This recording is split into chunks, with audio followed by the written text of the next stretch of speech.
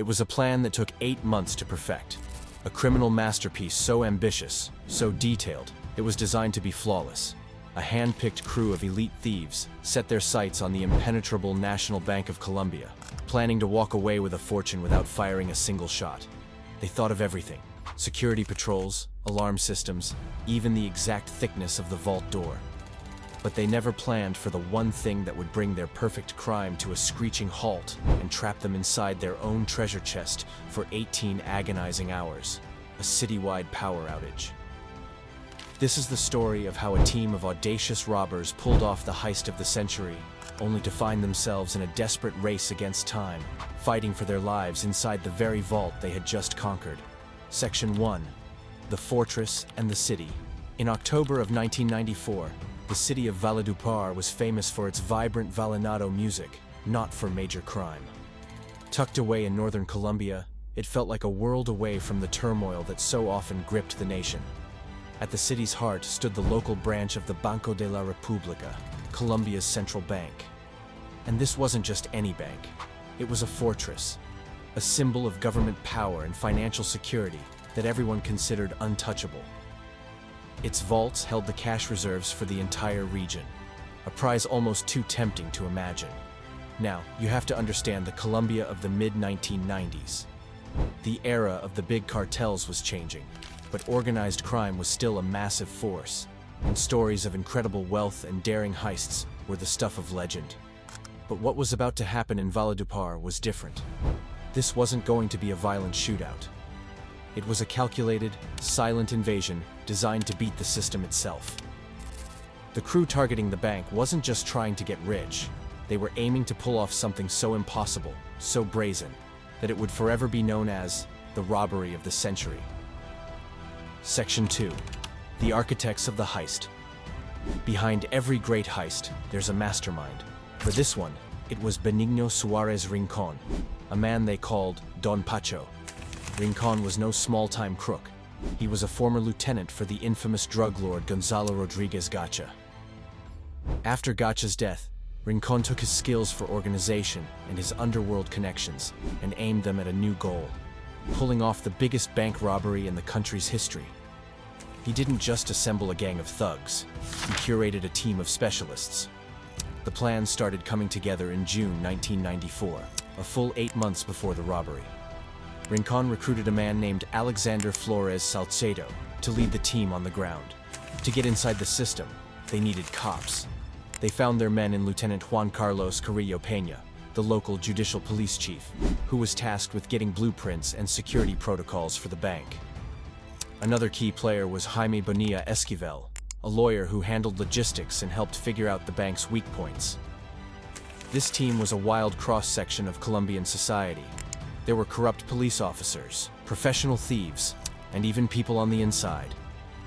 The man funding it all, Elkin Sousa, dropped $22,000 on specialized welding equipment from Canada, and even paid for 3 of the robbers to get professionally trained in Bogota to use the high-powered torches they'd need to cut through the vault. And their man on the inside, a security guard named Winston Tarifa, was ready to open the door when the time was right. All told, authorities figure a sprawling network of about 26 people were involved, each playing a crucial part in the grand plan. Section 3. The Flawless Plan. Their plan was nothing short of brilliant in its patience and detail. For months, the team memorized the bank's routines, mapping out guard schedules and police patrol patterns.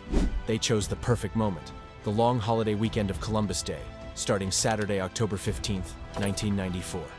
They knew the city would be quiet and the bank would have a skeleton crew.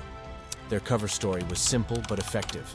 They were a maintenance crew, there to do some urgent repairs on the bank's air conditioning system.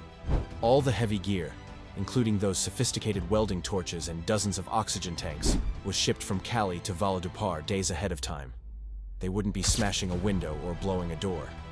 Their entry point was the main garage. Their inside man, the security guard, would make sure the door opened for their red Dodge 600 truck, which was packed with all the equipment they needed. Once inside, they'd neutralize the handful of guards, kill the alarms, and start the long, slow process of cutting their way into the vault. To run the show from a safe distance, mastermind Benigno Suarez Rincon and his associate Jaime Bonilla Esquivel checked into the Hotel Sicarare. They booked rooms with a perfect view of the bank. From there, they acted as the eyes in the sky, using radios to direct the team inside. The plan was designed to be silent, methodical, and completely invisible. They figured they'd be in and out with 24 billion pesos before anyone in the city even woke up on Tuesday morning. They really thought they had prepared for everything. Section 4. The heist begins. At 6 a.m. on Sunday, October 16th, 1994, it was go time. The red Dodge truck, loaded with men and gear, pulled up to the bank, claiming to be there for AC repairs.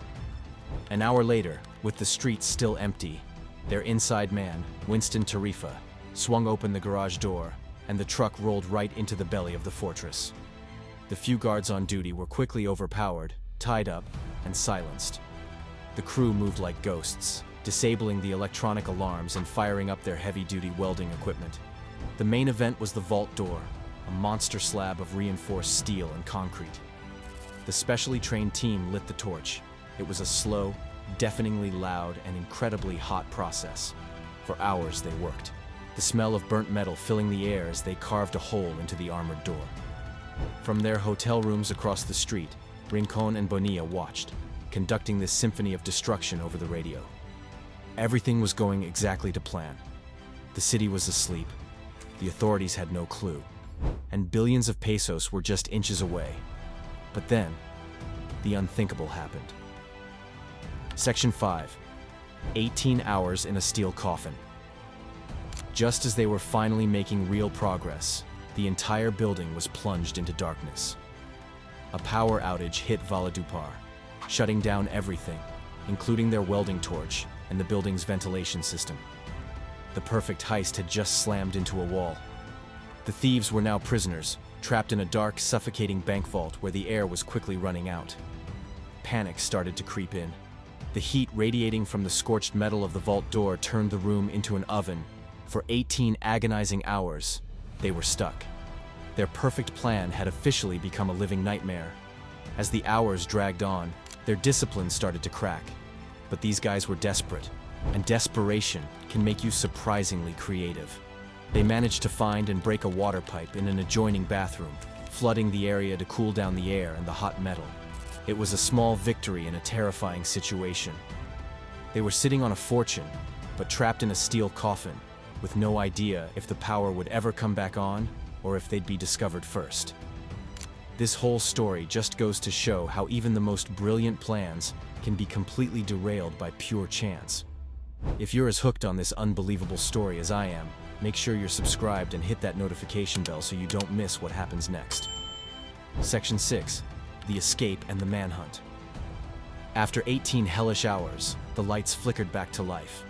The crew, exhausted but running on adrenaline, scrambled to finish the job. They finally cut through the vault and were greeted by the sight of 24 billion Colombian pesos. That haul, worth about $33 million at the time, weighed a mind-boggling 3.8 tons.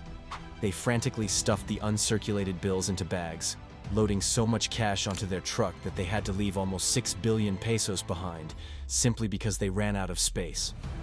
At 2:51 a.m. on Monday, October 17th, security cameras caught the thieves finally driving away from the bank. They took the truck to a nearby mattress store, where they moved the mountains of cash to 2 larger trucks disguised to look like beer delivery vehicles. As a final touch, they left one of the bank guards tied up with fake dynamite strapped to him to buy themselves more time. It worked. It wasn't until 2 p.m. that afternoon that a guard finally broke free and called the police. What followed was one of the biggest manhunts in Colombian history. At first, the authorities were stumped. There was no forced entry, and the scale of the theft was just staggering. But the thieves had made one huge, fatal mistake. Most of the stolen money consisted of brand new, uncirculated bills, which meant their serial numbers were all on record. The Banco de la República quickly published a list of the serial numbers of every single stolen banknote, making them almost impossible to spend. These bills quickly became known as los billetes valenatos. Every time one of the thieves tried to use the money, they were practically handing the police a calling card. The net was closing in, and fast. Section 7. The Fallout and the Legacy. So, those brand new bills, they turned out to be the crew's downfall. As the Vallenado bills started popping up all over the country, police traced them right back to the culprits. Within months, the whole conspiracy started to unravel. The authorities identified Jaime Bonilla Esquivel, the lawyer, and plastered his photo in the media. Terrified that both the police and his former partners would come for him, Bonilla turned himself in, carrying a briefcase stuffed with 200 million pesos of the stolen cash. One by one, the rest of the gang was rounded up. The mastermind, Benigno Suarez Rincon, was finally caught in 1996 and sentenced to 17 years. In the end, over 100 people were investigated, and most of the core team received long prison sentences. The trial was a national sensation, exposing just how deep corruption ran in the police force and revealing major security flaws in the country's banking system. The robbery of the century left a permanent scar on Colombia. It shattered public trust in the banks and led to massive security overhauls. The story itself became a legend, inspiring books and even a popular Netflix series called The Great Heist, which introduced the wild tale to a whole new generation around the world.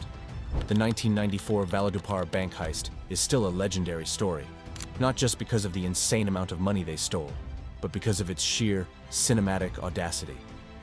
It's a tale of meticulous, genius-level planning that was almost defeated by a simple power outage. The thieves managed to conquer a fortress that was supposed to be impregnable, only to be trapped by their own success. In the end, their prize became their poison. The very cash they stole led police right to their door, proving that sometimes the most brilliant plans can shatter in the most unexpected ways. What do you think was the thieves' biggest mistake? Was it relying on the uncirculated cash, or was it something else? Let me know your thoughts in the comments below. Thanks for watching, and we'll see you in the next one.